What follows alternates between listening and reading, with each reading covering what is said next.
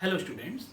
आज हम पढ़ेंगे सबसे बहुत ही इंपॉर्टेंट टॉपिक इलेक्ट्रोस्टैटिक्स का application of Gauss theorem. Examination point of view से ये बहुत ही इंपॉर्टेंट टॉपिक है। सीबीएसई के सिलेबस के अनुसार इसमें हमारे यहाँ 3 एप्लीकेशन हैं। एक स्फेरिकल सेल के लिए, एक यूनिफॉर्मली चार्ज्ड वायर के लिए और एक इन्फिनिटी लॉन्ग प्लेन शीट के लिए। इस टॉपिक को पढ़ने से पहले आप जो पिछला वीडियो था उसमें आपने देखा था कि गॉस थ्योरम और how to apply Gauss theorem, उन दो टॉपिक को आप एक बार जरूर देख लें, उसके बाद आप इसको कंटिन्यू करें। आज का टॉपिक बहुत ही इंपॉर्टेंट होगा, तो आइए देखते हैं एप्लीकेशन ऑफ गॉस थ्योरम। तो सिलेबस के हिसाब से 3 है। Electric field due to uniformly charged spherical cell.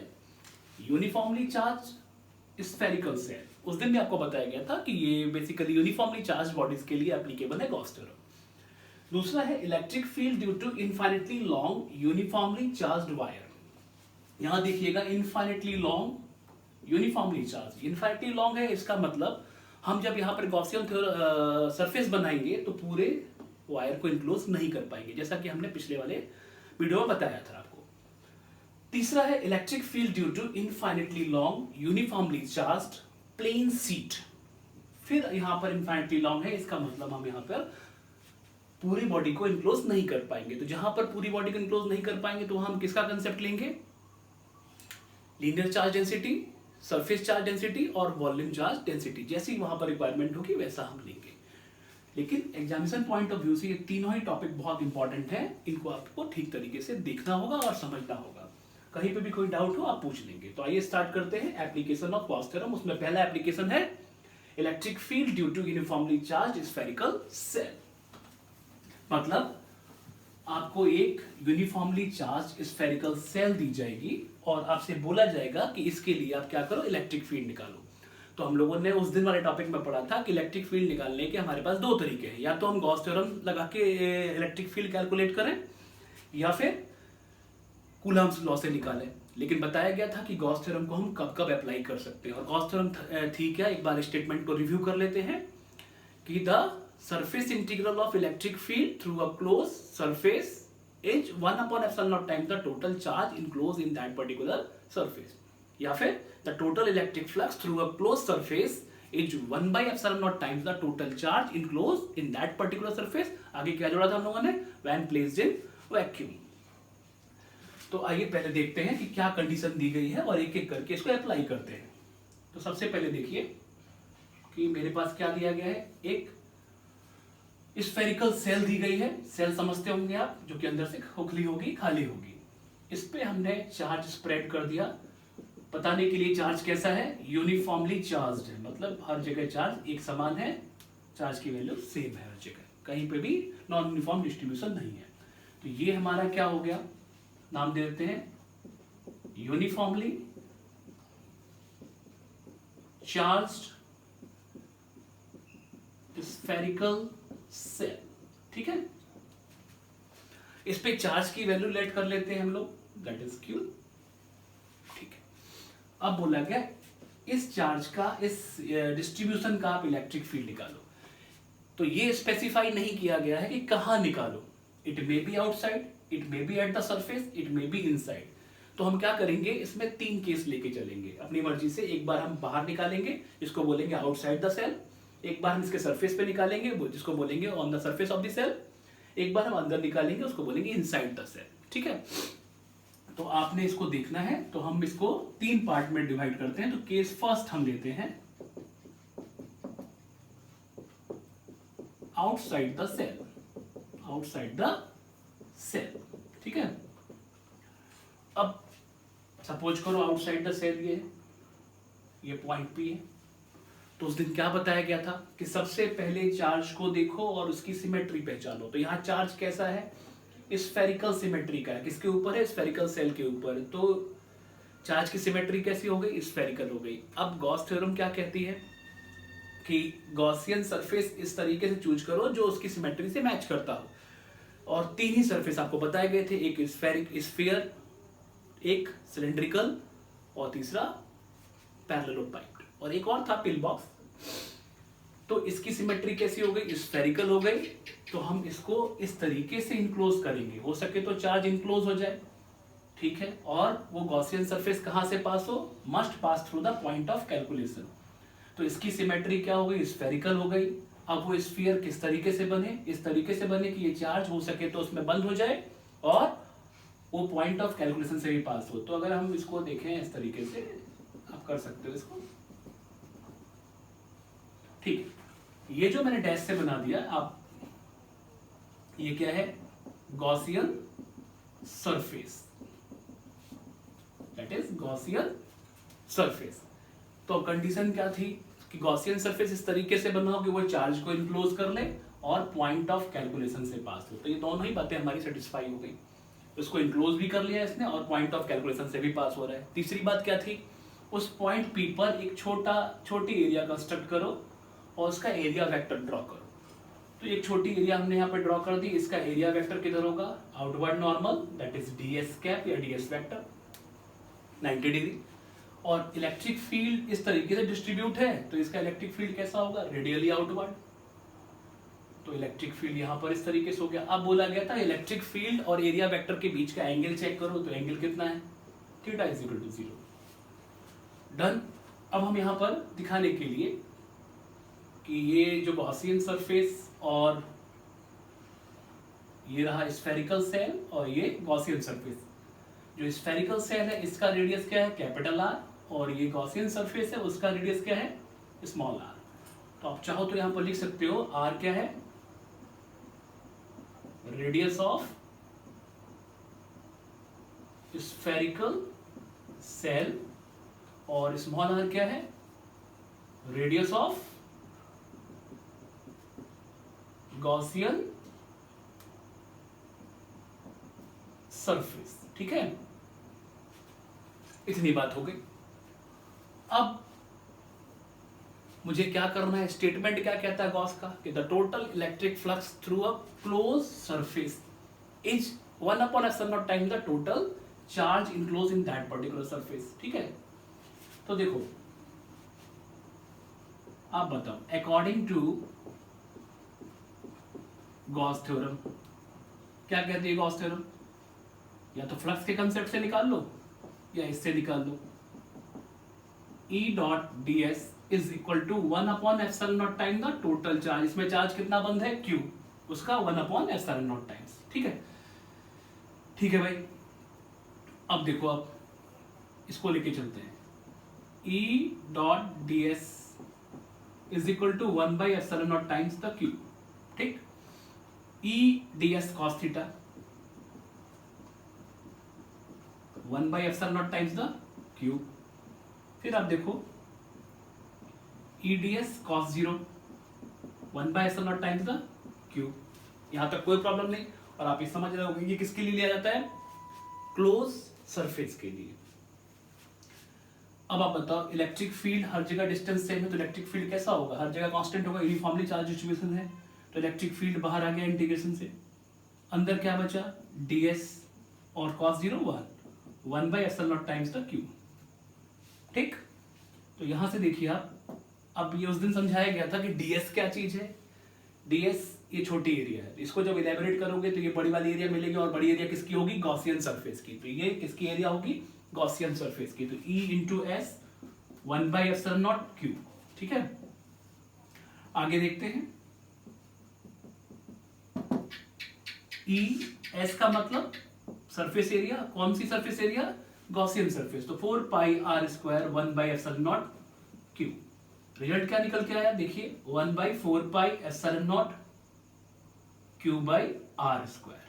ठीक है, this is the electric field due to uniformly charge spherical shell, that is which is outside the shell. तो outside अगर आप निकालते हो तो इलेक्ट्रिक फील्ड की वैल्यू क्या निकल के आएगी, 1/4πε0 Q/r²। ठीक है, तो ये तो आपका एक रिजल्ट आ गया, आप इसको इक्वेशन नंबर फर्स्ट डाल सकते हो। ठीक है, अब इस रिजल्ट से आप क्या इंटरप्रेट कर सकते हो वो देखो, वो बहुत इंपॉर्टेंट है, आप इसको नोट कर लीजिए। ये हम लोग सॉल्व कर रहे हैं एप्लीकेशन ऑफ गॉस थ्योरम, उसमें पहला एप्लीकेशन चल रहा है जिसमें हम लोग निकाल रहे हैं आउटसाइड द सेल। तो ये हमारा जो निकल के आया E आउटसाइड, वो कितना आया, 1/4πε0 Q/r²।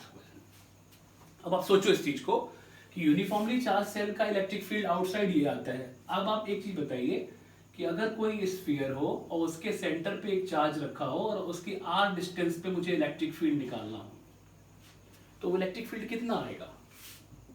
वो इतना ही आएगा जो आप पॉइंट चार्ज का निकालते थे आज तक, 1/4 pi epsilon naught q by r square. It means अगर हम इस स्फेरिकल सेल को यहाँ से रिप्लेस कर दें और इसके सेंटर पे q चार्ज रखें, तो r डिस्टेंस पे अगर निकाला जाए, स्मॉल r डिस्टेंस पे अगर इलेक्ट्रिक फील्ड निकाला जाए तो वो ठीक उसके बराबर आएगा जो पॉइंट चार्ज का निकल के आता था। इसका मतलब electric field due to uniformly charge shell at distance r is just analogous to the electric field due to a point charge which is placed at its center। मतलब आप इसको इलेबोरेट कर सकते हो, तो this electric field is just similar, लिख सकते हो,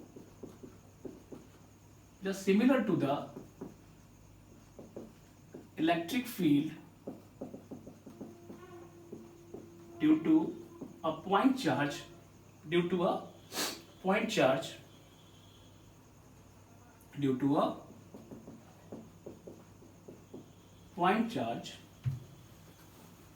which is placed at its center, which is placed at the center of the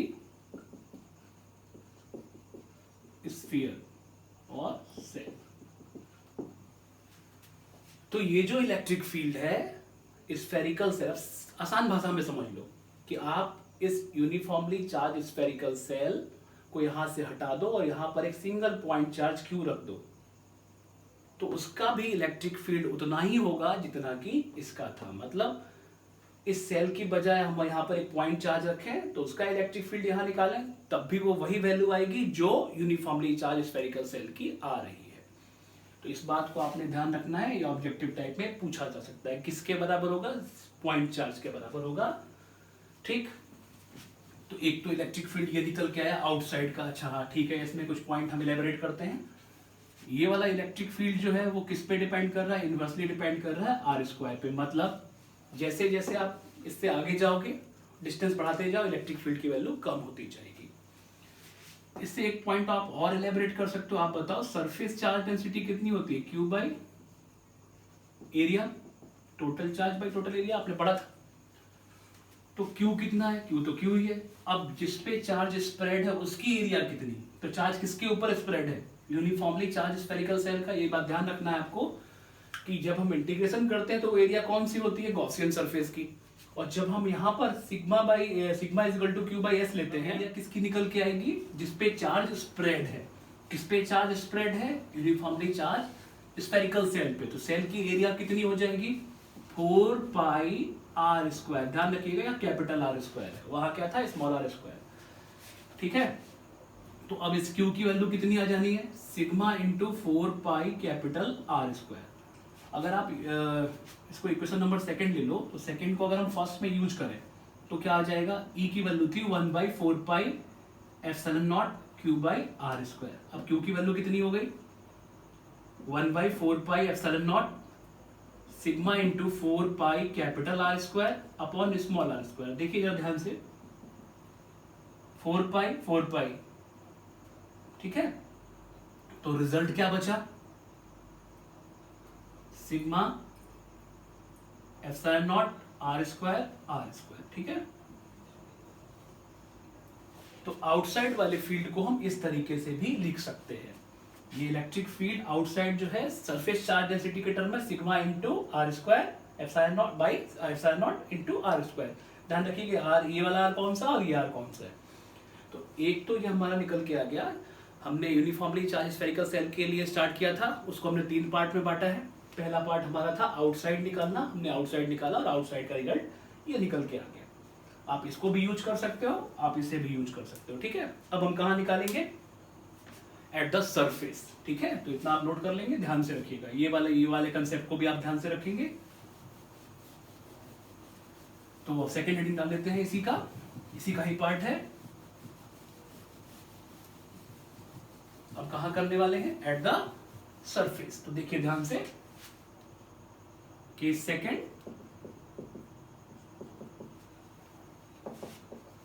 at the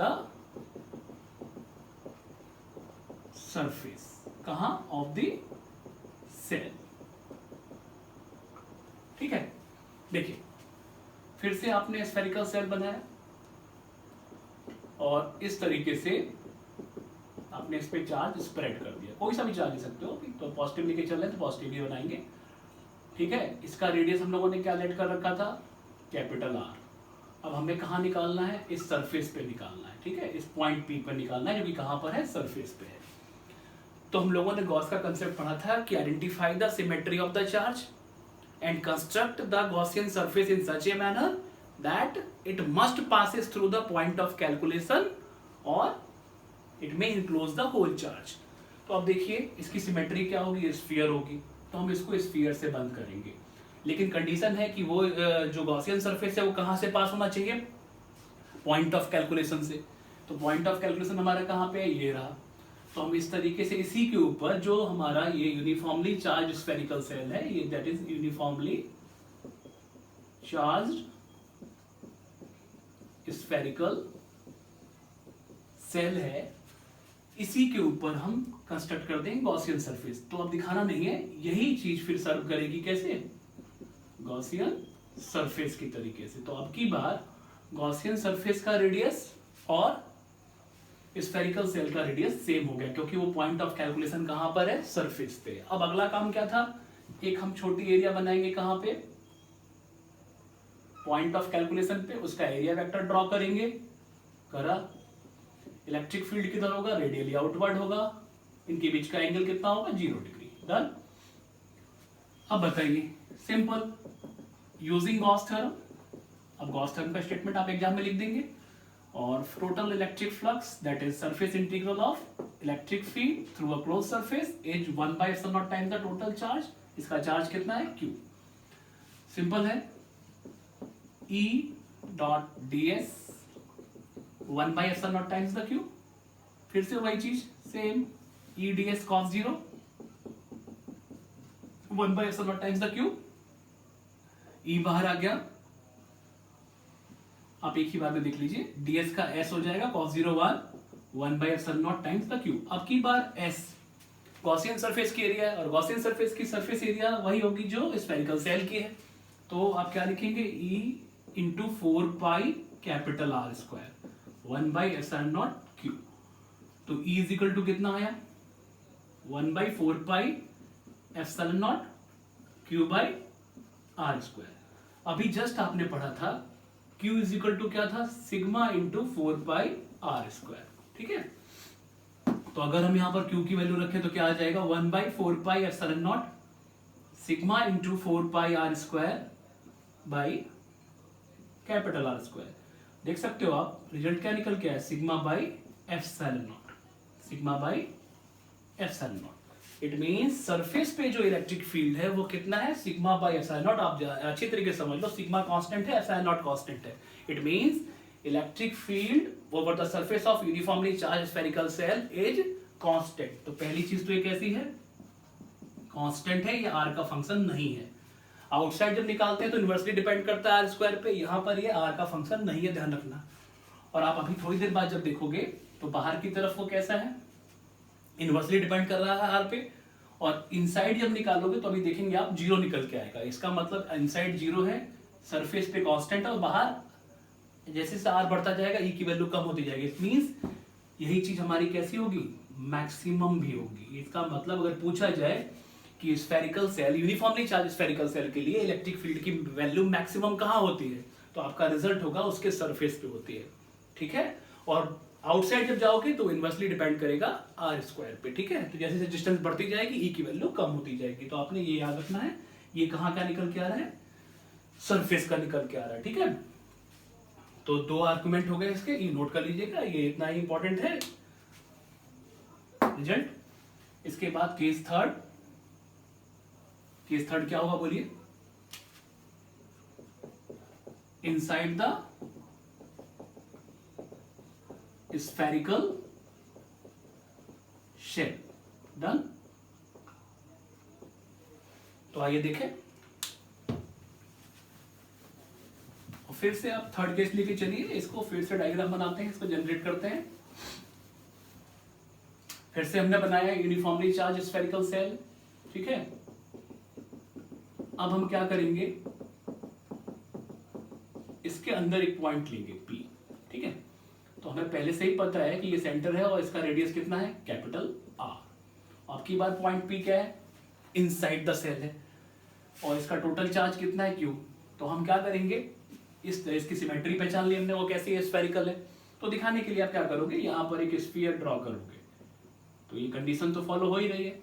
क्या फॉलो हो रही है कि must pass through the point of calculation. हो सके तो चार्ज को इनक्लोज कर ले, जरूरी नहीं कि चार्ज को इनक्लोज कर पाए वो पूरा, लेकिन उस पॉइंट P से जरूर पास होना चाहिए। तो इसका रेडियस हम क्या मान लेते हैं, R, ठीक है।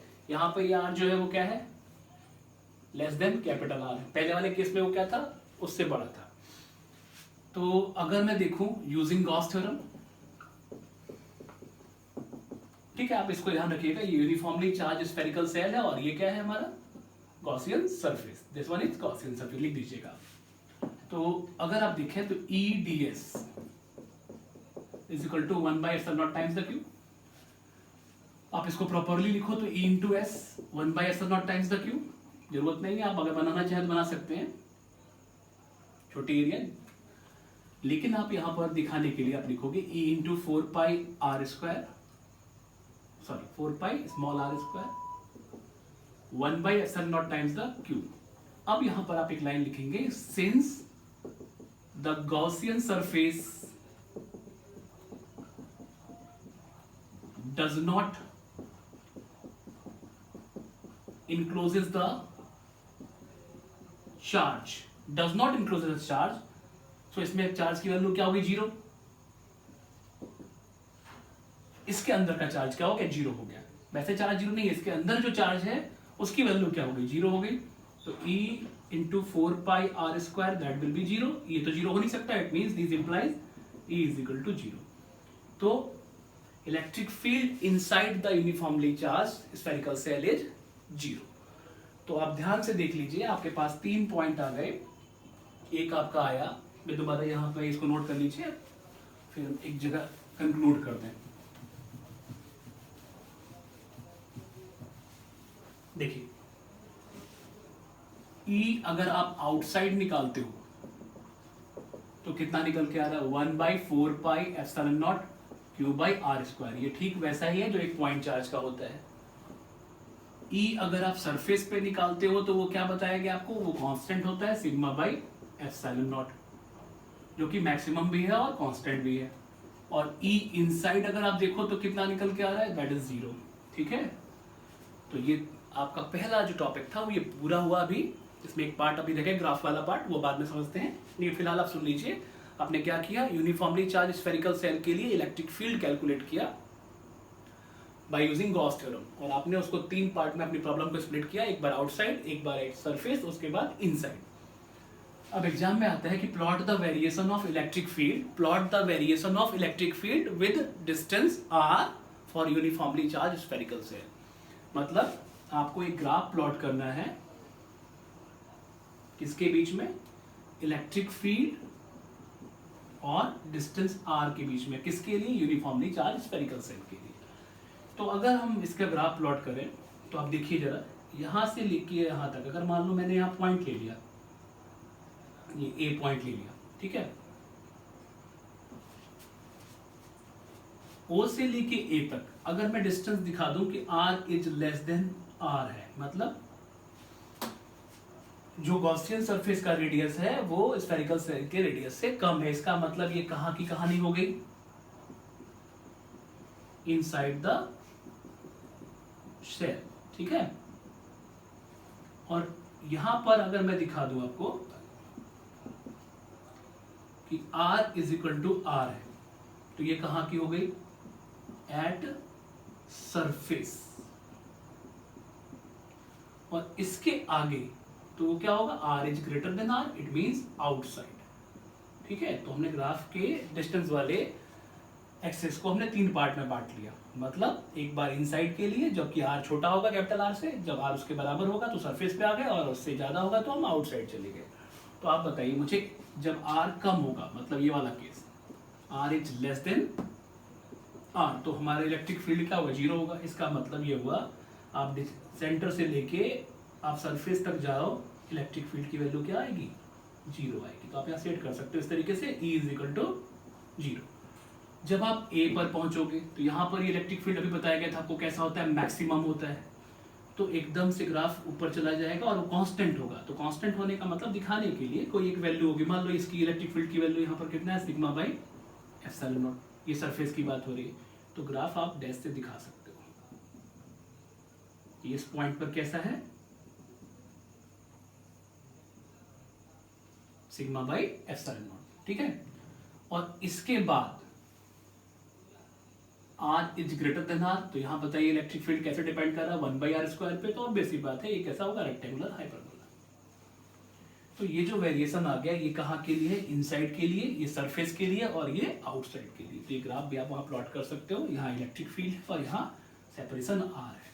इनसाइड के लिए इलेक्ट्रिक फील्ड जीरो हो गया, ए पॉइंट मतलब सरफेस पे जाके इलेक्ट्रिक फील्ड मैक्सिमम हो गया, कितना हुआ, सिग्मा बाई एप्सिलॉन नॉट, और उसके बाद इनवर्सली डिपेंड कर रहा है आर पे।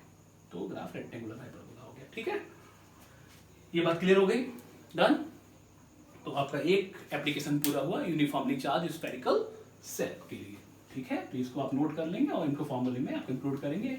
आपके एनसीईआरटी पे इस पे न्यूमेरिकल्स भी हैं, आप उनको करेंगे, प्रैक्टिस करेंगे। इसके बाद आपका आता है सेकंड एप्लीकेशन, लिख लीजिए आप, electric field due to uniformly charged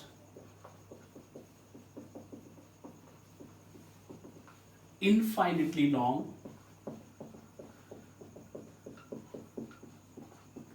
straight wire,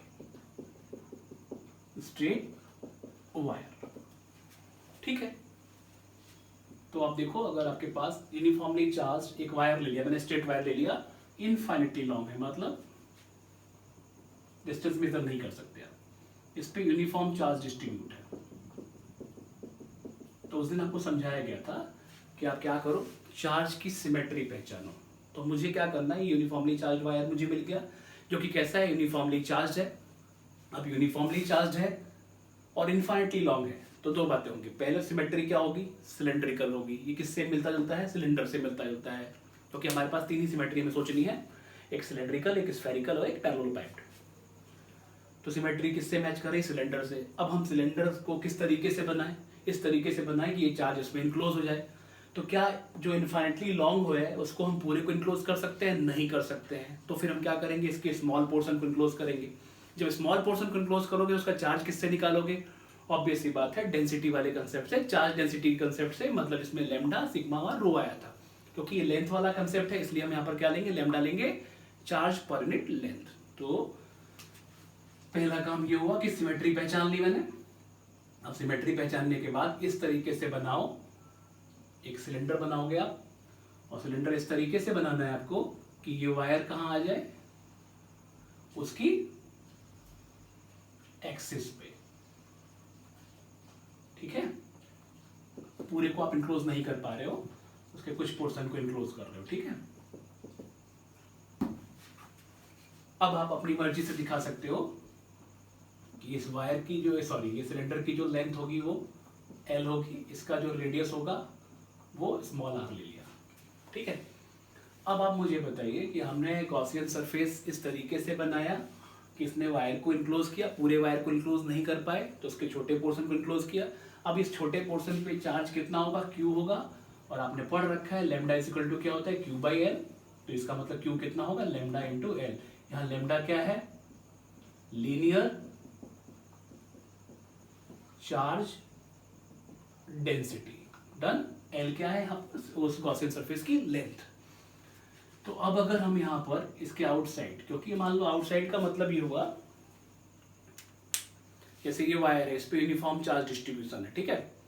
तो इसका आउटसाइड ये भी हो सकता है, इस पूरे पे चार्ज है, तो यहाँ पर भी हो सकता है आउटसाइड, यहाँ भी हो सकता है आउटसाइड, यहाँ भी हो सकता है आउटसाइड, इधर भी हो सकता है, इधर भी हो सकता है और इधर भी हो सकता है। हाँ, दूसरी बात ये कि ये जो देख रहे हो ये पेन है, इसका ये क्रॉस सेक्शन एरिया थिक है, यहाँ पर वायर कैसा है, uniformly charge infinitely long straight wire. और ध्यान रखिएगा यहाँ पर हम जोड़ सकते हैं, थिक वायर नहीं है, थिन वायर है। थिन वायर का मतलब होता है कि ये जो एजेस देख रहे हो आप, किनारे देख रहे हो इनके, वो कैसे होंगे, बहुत थिन होंगे, एरिया बहुत कम होगी कि यहाँ पर कोई भी चार्ज रिसाइड नहीं कर सकता, मतलब यहाँ पर कोई चार्ज नहीं होगा। इस बात को याद रखेंगे।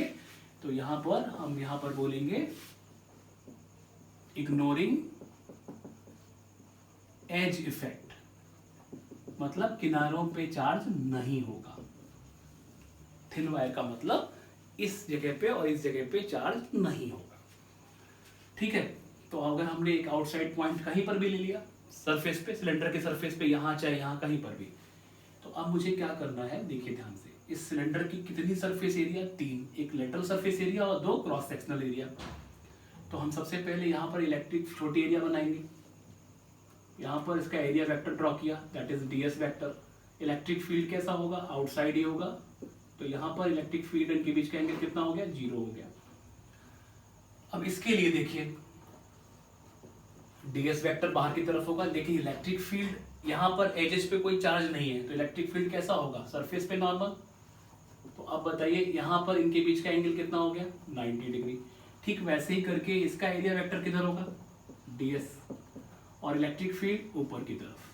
तो फिर से यहाँ पर थीटा की वैल्यू कितनी होगी, 90 हो गई।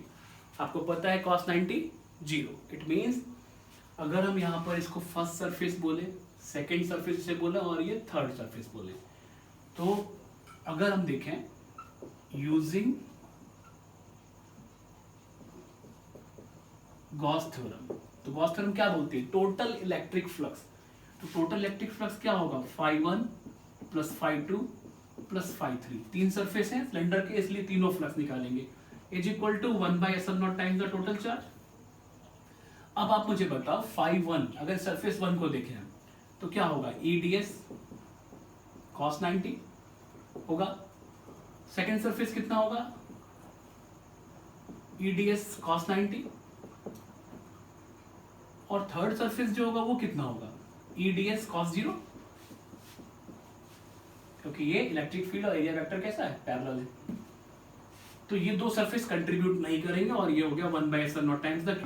तो हम इनको 0 ले लेते हैं, इसे भी 0 कर देते हैं, और ये कितना हो जाएगा, E बाहर आया, ds का हुआ s, और ये बचा 1/S0 times the Q।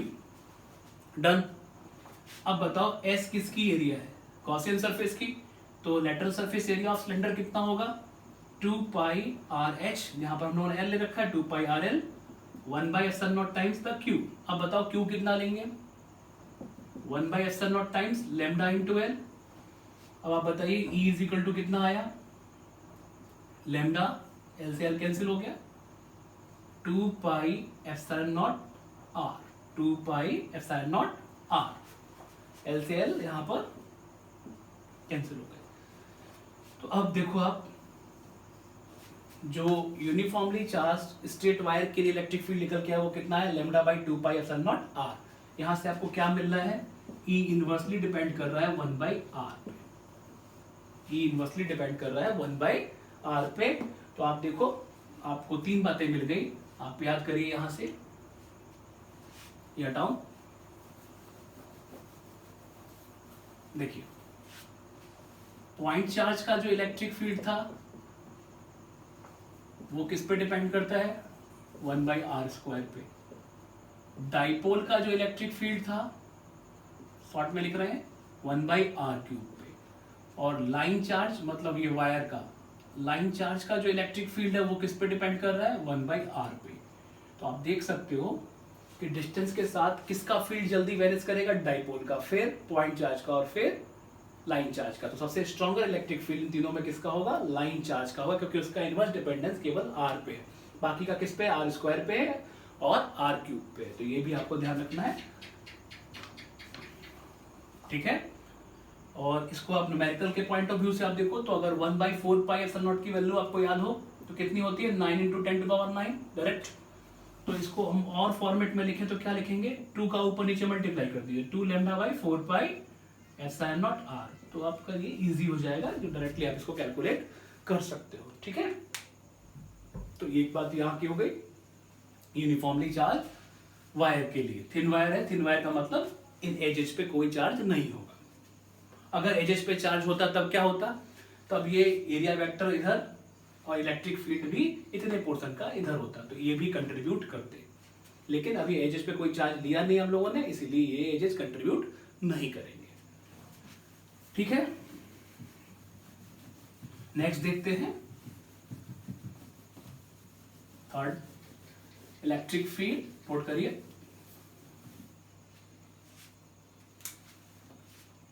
Third application है और लास्ट है, electric field due to uniformly charged infinitely long plane sheet. Plane sheet, और ये प्लेन सीट कैसी होगी, थिन होगी। और थिन का मतलब ही समझाया मैंने आपको, कैसी, ignoring edge effect. Edge effect का मतलब, ये सपोज करो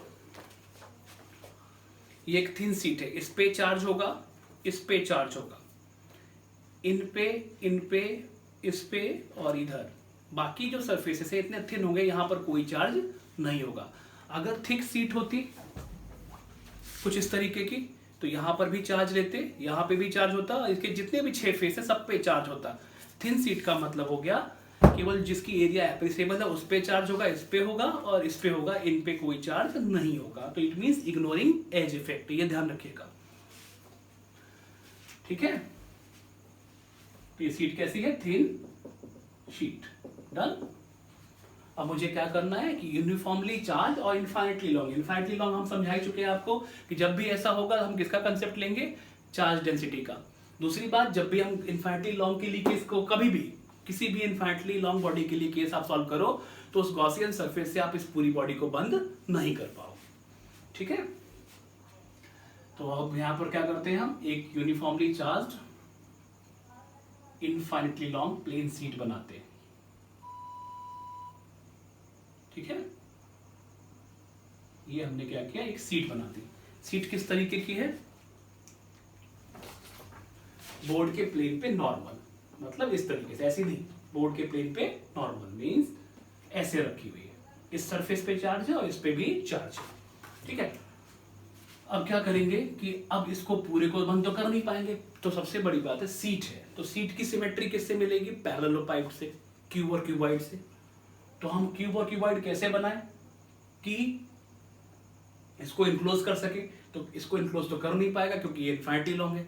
तो हम क्या करेंगे, इसके स्मॉल पोर्शन चार्ज शो कर देते हैं कि इसमें चार्ज कैसा है, यूनिफॉर्मली डिस्ट्रीब्यूट है।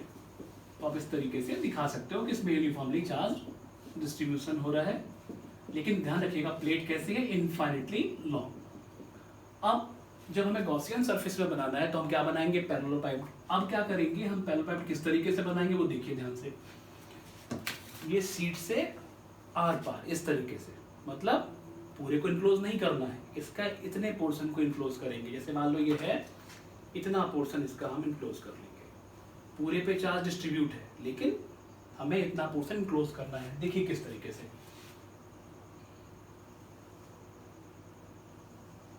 ध्यान से देखिएगा। आपने क्या किया, पैरेललोपाइड बनाया,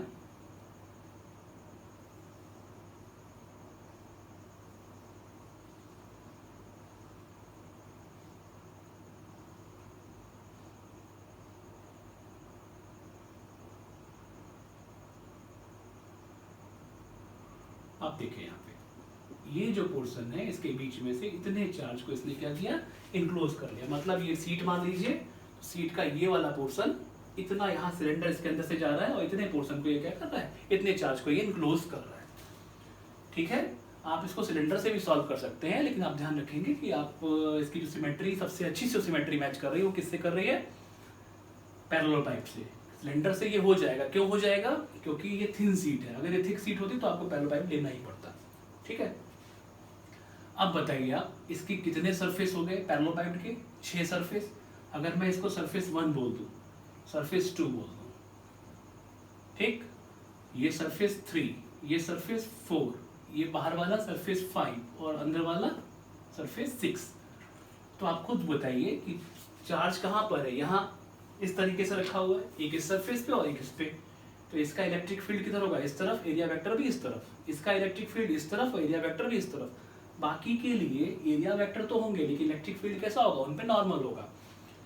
तो अगर मैं इसका एरिया वेक्टर ड्रॉ करूं तो किधर होगा, ds वेक्टर। और इसके लिए प्लेट का इलेक्ट्रिक फील्ड इस तरफ। तो बोलो इलेक्ट्रिक फील्ड इनके बीच का एंगल 0। ऐसे ही करके ये प्लेट इस पे चार्ज है तो इलेक्ट्रिक फील्ड किधर होगा, इस तरफ। और इसका एरिया वेक्टर भी इस तरफ, फिर से थीटा 0। बाकी जो सरफेस है उनका, इसे इसका थर्ड वाले सरफेस को देखिए, इसका इलेक्ट्रिक फील्ड किधर होगा, सॉरी नो, एरिया वेक्टर ऊपर की तरफ, लेकिन इलेक्ट्रिक फील्ड तो केवल इधर ही, या तो इस तरफ या इस तरफ। इलेक्ट्रिक फील्ड की केवल तो ही डायरेक्शन है क्योंकि चार्ज केवल इसी सरफेस पे है। तो इधर हो सकती है या इधर हो सकती है, क्योंकि आपको पता है electric field is everywhere normal to the surface of charge conductor. तो यहाँ या यहाँ इलेक्ट्रिक फील्ड नहीं है क्योंकि यहाँ पे कोई चार्ज नहीं है। तो इसका एरिया वेक्टर तो ऊपर होगा लेकिन इलेक्ट्रिक फील्ड कैसा होगा, 90 पे। तो हम यहाँ पर लिखेंगे for surfaces third, 4, 5 and 6, E and ds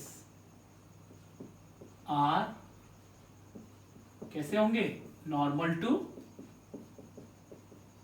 each other, that is theta is equal to 90. So cos 90 0, hence these surfaces do not contribute to the total flux. तो बचा कौन, फर्स्ट और second. Therefore, using Gauss theorem, अब बताइए total electric flux phi is equal to EDS 1/ε0 times the Q होता है. अब आप मुझे बताओ टोटल फ्लक्स कितना होगा, phi1 plus phi2, that is equal to 1/ε0 times the Q. अब phi1 कितना होगा, EDS cos 0, और phi2 कितना होगा, EDS again cos 0, 1/ε0 times the Q. क्योंकि इनके बीच का एंगल कितना है, 0, और दोनों ही सरफेस एक ही बराबर एरिया के हैं. तो हम यहां पर लिखेंगे EDS प्लस EDS और is equal to 1/ε0 times the Q. ये कितना आ गया, 2EDS, that is 1/ε0 times the Q. अब आप मुझे बताइए, क्योंकि इनफाइनटली लॉन्ग है और surface uniformly charge plane sheet है, तो सीट की सरफेस चार्ज डेंसिटी कितनी होगी, क्यू बाई एरिया. इतने की एरिया, चलिए क्यू बाई हम एस ले लेते हैं. तो क्यू इज इक्वल टू कितना आ गया, sigma into S, sigma into S. तो अब बताइए 2E बाहर आया, ds का s, क्योंकि गॉसियन सरफेस की एरिया कितनी होगी, s, और यहाँ आ गया 1/ε0. क्यू की वैल्यू कितनी रखेंगे, सिग्मा इंटू एस, एस से एस कैंसिल हो गया, कितना आया, E is equal to sigma by 2ε0, sigma by 2ε0. So that is the electric field due to uniformly charged infinitely long plane C. तो ये आपके 3 एप्लीकेशन कंप्लीट हो गए और ये बहुत ही इंपॉर्टेंट एप्लीकेशन है. आपने देखा यूनिफॉर्मली चार्ज स्फेरिकल सेल के लिए, इनफाइनिटली लॉन्ग स्ट्रेट वायर के लिए, और तीसरा इनफाइनिटली लॉन्ग प्लेन सीट के लिए. देखिए ये आर पे डिपेंडेंस इसका नहीं है. क्लियर. तो इसको आपको सही तरीके से आपको याद रखना है और समझना भी है. ठीक है, इस पे एक क्वेश्चन देखते हैं हम लोग, फिर इसको कंक्लूड करते हैं. तो आपके 3 एप्लीकेशन तो पूरे हो गए. इस पर्टिकुलर पे एक क्वेश्चन देखना है हमें, देखिएगा ध्यान से.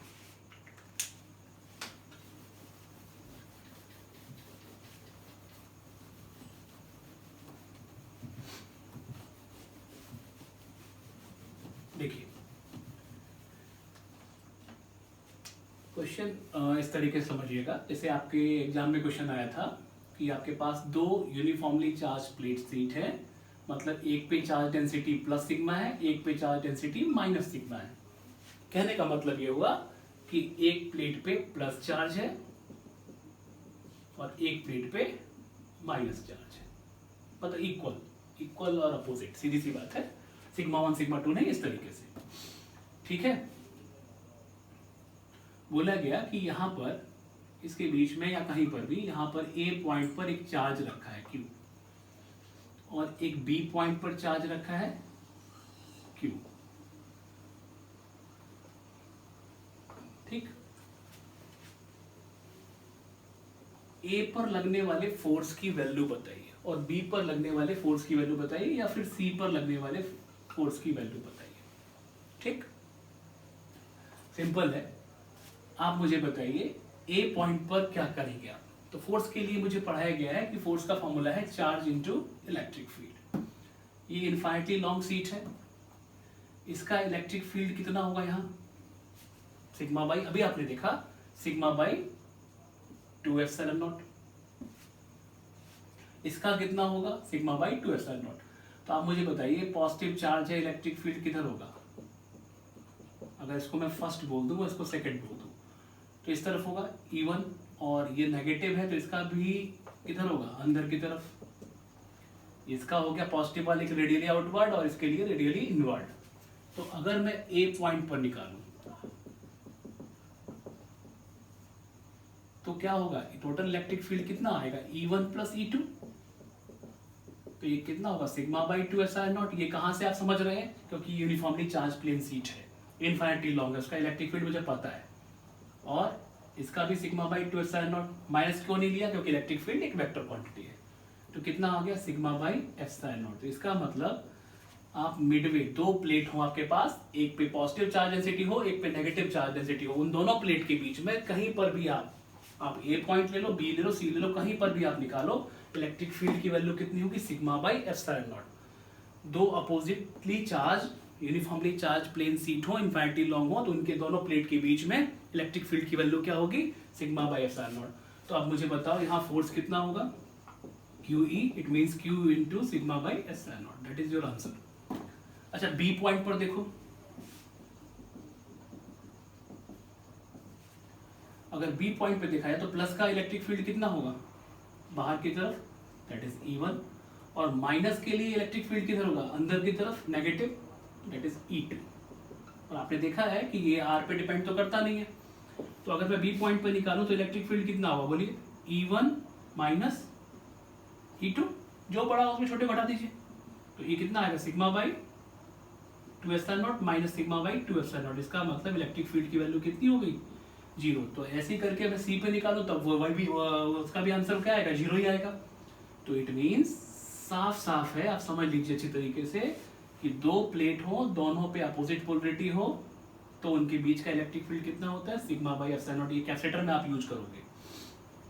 और इसके आउटसाइड अगर आप निकालो बी पॉइंट या सी पॉइंट पे, तो इलेक्ट्रिक फील्ड कितना है, 0। इसका मतलब यहाँ पे जो चार्ज रखा है, इन पे इलेक्ट्रिक फील्ड या इन पे फोर्स की वैल्यू क्या होगी, Q into e, that is Q into 0, that is nothing, 0। It will experience no force. तो दो चार्ज इसके बाहर रखे हैं तो इन पे लगने वाला फोर्स क्या होगा, 0 होगा। लेकिन मिडवे कितना होगा, Q into sigma by epsilon not. तो इन रिजल्ट को आप कंक्लूड करके रखिएगा, इन पे जितने भी आपके बोर्ड में आए हुए क्वेश्चन उनको देखिएगा। और इसी को आप घर पे ट्राई करेंगे कि अगर दोनों प्लेट पॉजिटिव हो तब क्या होगा, मतलब इस पे भी प्लस सिग्मा है और इस पे भी प्लस सिग्मा है। ऐसे ही करके दोनों प्लेट नेगेटिव हो, माइनस सिग्मा है, माइनस सिग्मा है, तब क्या होगा। जैसे आपने इसको किया वैसे आप उसको करेंगे और मुझे रिजल्ट बताएंगे। ठीक है, आगे हम लोग नए टॉपिक पे देखेंगे, लेकिन ये टॉपिक बहुत इंपॉर्टेंट था, जिसमें आपके दो वीडियोस हैं, how to apply Gauss theorem और एप्लीकेशन ऑफ गॉस थ्योरम। ठीक है, थैंक यू।